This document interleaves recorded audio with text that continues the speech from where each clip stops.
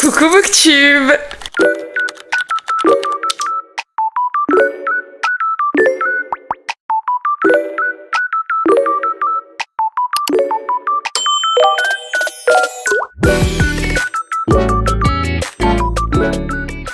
J'espère que tu vas bien, moi ça va très bien merci. Je refilme cette vidéo parce que hier j'ai littéralement pris la même vidéo que je suis en train de filmer. Je la mets de ma caméra à mon ordi et je me rends compte qu'il n'y a absolument aucun son. Comment vous dire que j'ai eu envie de mourir finalement, mais c'est ok parce que on est des gens forts ici. On va la retourner, d'accord? Cette vidéo c'est pour vous parler du passage de Earth Campus et Earth Chat de Wattpad à l'édition, mon parcours d'autrice. Quand je suis arrivée en 1 an et demi best-seller sur mon premier bébé et mon deuxième qui arrive, cycle à duologie Vénus sous contrat d'édition pour 2027-2028. J'ai trop hâte de vous en parler, c'est parti, let's go! Pour ceux qui me connaissent, j'ai commencé en tant que créatrice littéraire, du coup de contenu. Et très vite, vous avez été de plus en plus nombreux à être présents sur les plateformes, que ce soit TikTok, Instagram et maintenant YouTube sur lequel je suis depuis moins de 6 mois et on est déjà 12 000, donc merci infiniment. J'ai commencé à créer du contenu littéraire parce que du coup j'étais passionnée de littérature, of course. Aussi parce que j'avais besoin un petit peu de me retrouver avec des gens qui partagent la même passion que moi. Je pense que c'est l'un des trucs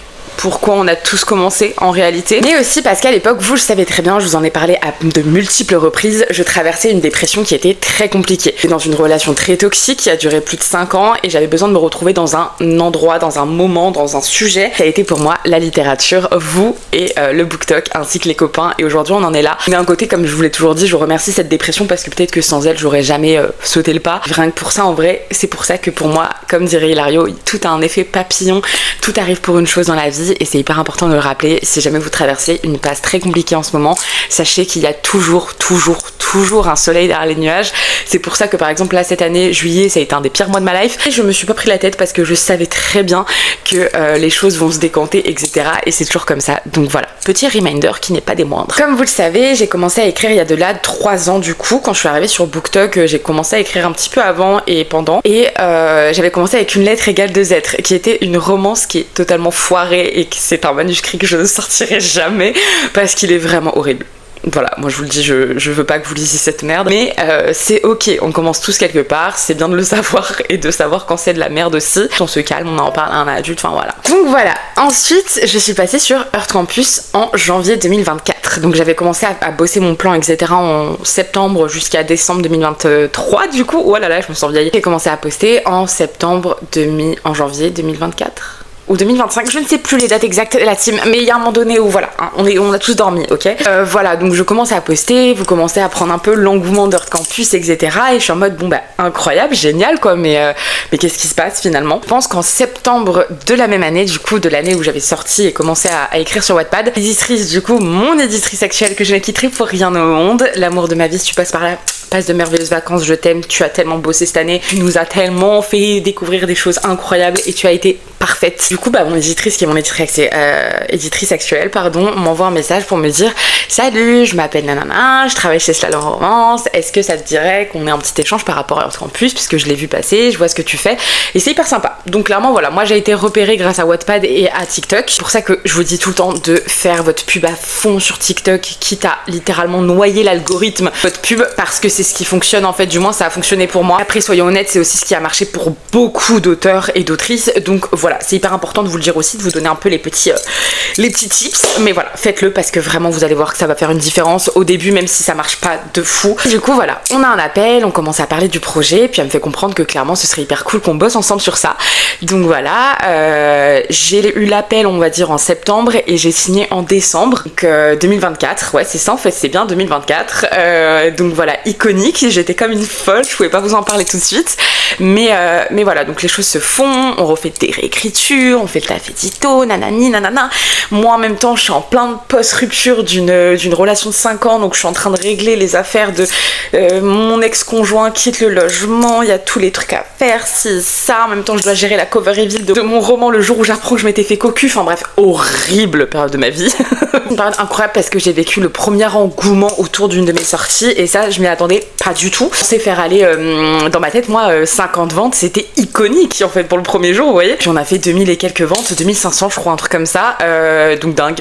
Guys, vous êtes un peu fous, by the way. Et je vous aime trop, merci infiniment. Petite anecdote au niveau de la couverture de base, elle devait être rouge. Et vous le savez, parce que je vous en ai parlé si vous me suivez sur toutes les plateformes.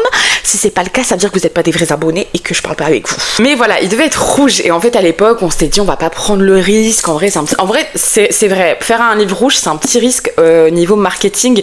Parce que dans les librairies, ça peut être moins flashy, on peut moins le voir, etc. Donc c'est vrai qu'on était parti sur du rose. Et avec du recul, je trouve que le rose se prête beaucoup mieux à cette histoire. Et le rouge, bien mieux à celle-ci. Mais donc voilà, on était parti sur un rose avec les papillons et tout. Sachez que la couverture, c'est moi qui ai designé vraiment dire tout le prototype. Et c'est mon graphiste, Germain Barthélémy, du coup, qui est mon graphiste même pour Earthshot. Il a fait Suprématie, il a fait plein d'autres livres. Qui du coup m'a rendu cette version qui est juste magnifique. Le jaspage est dingue, enfin bref, incroyable.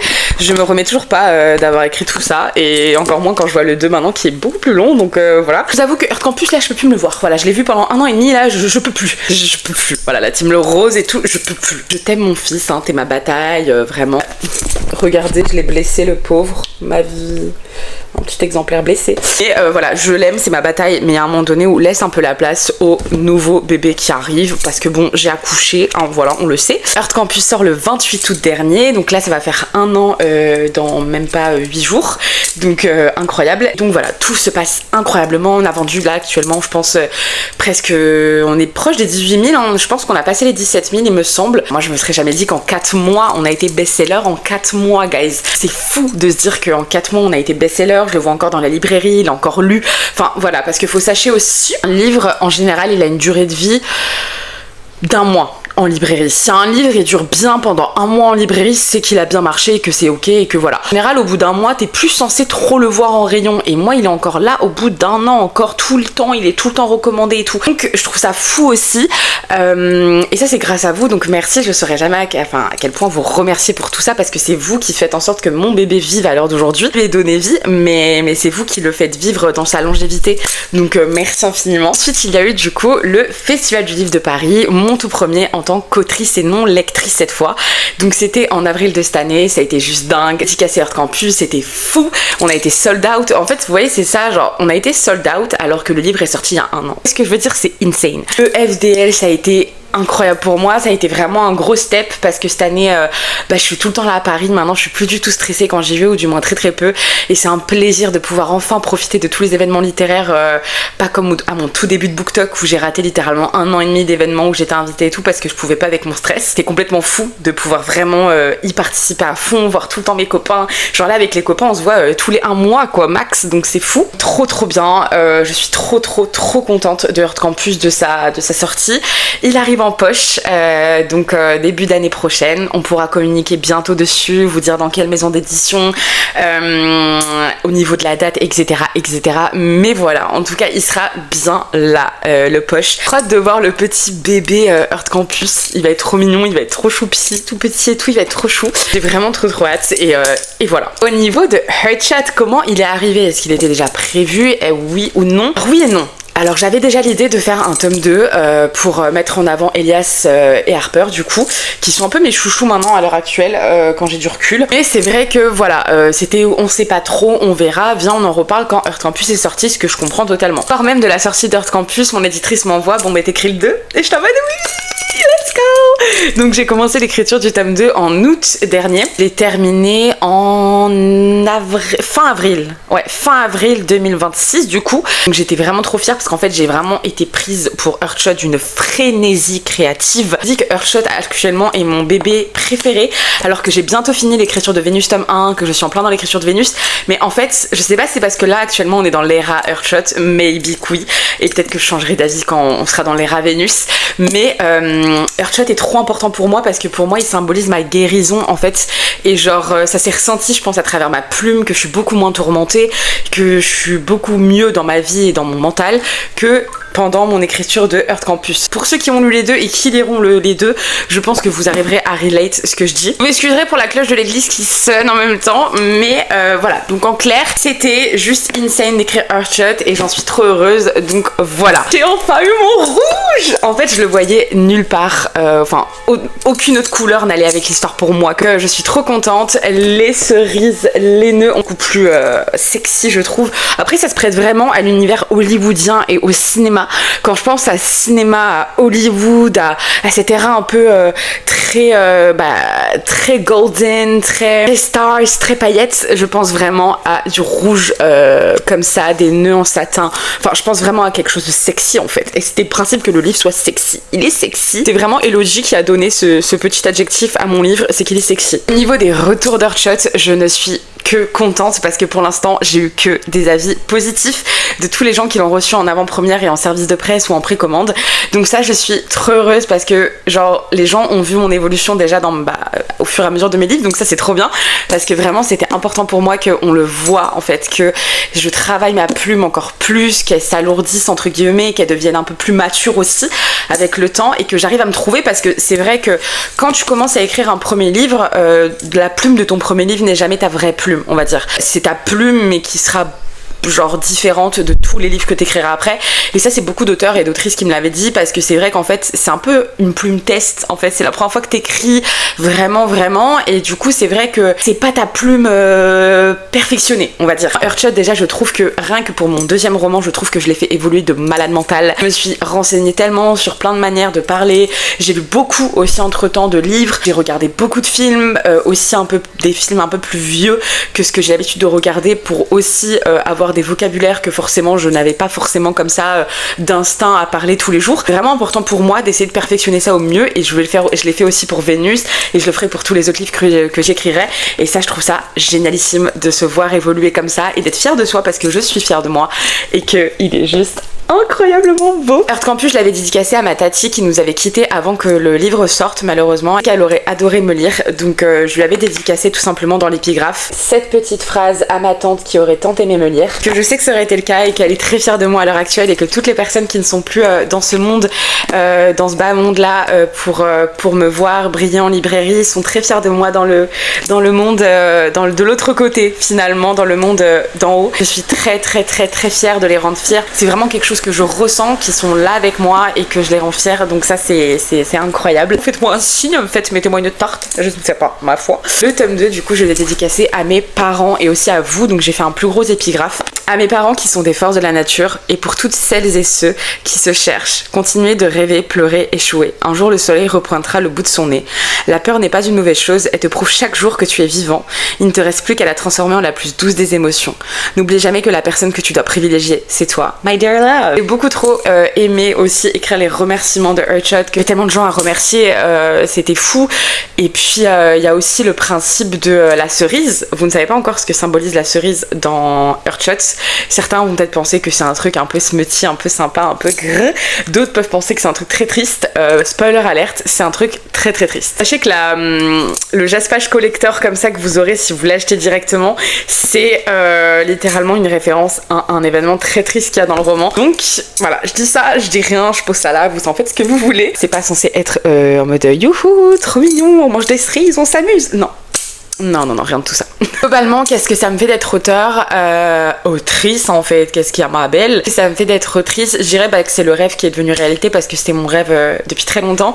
Mes parents m'ont toujours dit que je ferais un truc dans le milieu créatif, et mon père n'en a jamais démordu sur ça, il en était persuadé. Il a eu raison, papa tu as eu encore raison comme toujours, hein, t'es le premier homme de ma vie, tu seras le dernier aussi. Donc voilà, et merci à maman, merci à papa, merci à tous mes amis d'avoir cru en moi, parce que c'est vrai que de les voir autant là dans l'aventure en fait, tout simplement. Ils ont fait partie de l'aventure Heart Campus, ils font maintenant partie de l'aventure Earthshot, et ils feront partie de l'aventure de tous les autres romans que j'écris. Donc là au niveau de Vénus, je suis à la fin du tome 1, j'ai presque terminé. Dans la semaine là, je vais l'envoyer je pense d'ici dimanche à mon éditrice qui est en vacances, donc ça me laisse un peu le temps, et il sera envoyé etc à mon éditrice cette semaine. C'est le tout premier jet de Vénus tome 1, et à partir d'octobre je vous reposterai petit à petit les chapitres au fur et à mesure mesure sur Wattpad comme promis, mais je trouvais ça mieux en fait déjà d'avoir l'histoire en entier, comme ça je pourrais poster au fur et à mesure sans avoir une galère de faut que j'écrive ce chapitre vite avant la fin de la semaine, sinon ils auront pas de chapitre cette semaine, alors que là au moins vous aurez le tome 1 et je peux attaquer le tome 2 en détente, et ainsi qu'une autre histoire que je prépare aussi pour vos bibliothèques, je dirais pas encore quand, mais voilà, il y a d'autres projets, ce n'est que le début, et en fait je suis très heureuse et très reconnaissante de tout ce que vous m'avez apporté. Je serai jamais du genre à dire que je ne suis pas privilégiée, que je n'ai pas eu de la chance, parce que la chance je me l'ai créée moi-même en me lançant sur TikTok et en faisant ma pub et en étant forte au niveau de mon marketing, parce que je suis forte au niveau de ma pub et j'ai réussi à me faire ma petite place, parce que voilà, j'ai pris le courage à deux mains de me lancer et c'est vrai que c'est pas très facile. Maintenant je vous dois aussi une grosse partie du travail, dans le sens où vous m'avez épaulé, vous avez été là, vous êtes une communauté qui est hyper fidèle et je vous en remercierai jamais assez, aussi parce que vous m'avez suivi sur Wattpad, vous avez été des lecteurs mais direct en librairie dès quand les premiers sont sortis, là les précommandes, enfin vous avez tous sold out, vous êtes tous fous en fait, vous êtes crazy. Oui, il y a un privilège à être sur les réseaux pour se faire éditer, sûrement oui, parce que déjà sachez un truc aussi, c'est sur Wattpad, les éditeurs ils sont tous les jours, c'est à dire qu'il y a vraiment des posts dans les maisons d'édition qui sont attitrés pour que les personnes en question aillent sur Wattpad tous les jours pour feuilleter toutes les histoires possibles de Wattpad et littéralement trouver la petite pépite à essayer de prendre comme ça de Wattpad pour leur maison d'édition. Hyper important, n'oubliez jamais ça, et puis voilà quoi, et puis j'ai trop hâte. En commentaire n'hésitez pas à faire votre pub pour vos comptes Wattpad, c'est avec grand plaisir si on peut s'épauler et que mon petit espace commentaire peut devenir un petit peu votre petit panneau pub, mais voilà, et en attendant encore merci pour tout, c'est juste dingue. N'oubliez pas, sortie de Heartshot le 27 août, on sera à Planqueur pour le dédicacer, du coup pour le lancement, donc voilà, j'ai trop hâte. Planqueur a été sold out, donc il n'y a plus de place, mais je compte vous filmer avec la Osmo tout le long de la rencontre. Donc en fait si vous voulez, chez Planqueur, Myriam, ma mimi d'amour, elle fait tout le temps une rencontre avant, donc par exemple là c'est Bella qui va l'animer pour moi, c'était Nono qui l'avait animé pour Bella, parfois c'est Mimi qui le fait directement, mais là je trouvais ça symbolique que ma soeur tout simplement me le fasse, voilà, donc c'est trop cool. Et du coup voilà, en gros pendant 1 heure elle va m'interviewer devant plein de personnes qui auront pris le ticket dédicace plus rencontre, donc voilà, et je vais vous filmer ça pendant 1 heure, je vais vous mettre vraiment le rush de 1 heure je pense sur YouTube, comme ça pour ceux qui n'auront pas pu être présents, vous aurez eu un petit peu l'impression d'être là. Je vous le posterai je pense quelques jours après, une fois que j'aurai fait un petit peu un montage un peu stylé et tout, mais voilà, ça c'est promis, ce sera en ligne, et je pense que d'ailleurs ce sera la prochaine vidéo en fait, littéralement de la chaîne, donc j'ai trop hâte. Oublie pas, je suis sur TikTok, Instagram, Wattpad en fait, t'as intérêt à venir sinon je te parle plus. Bye.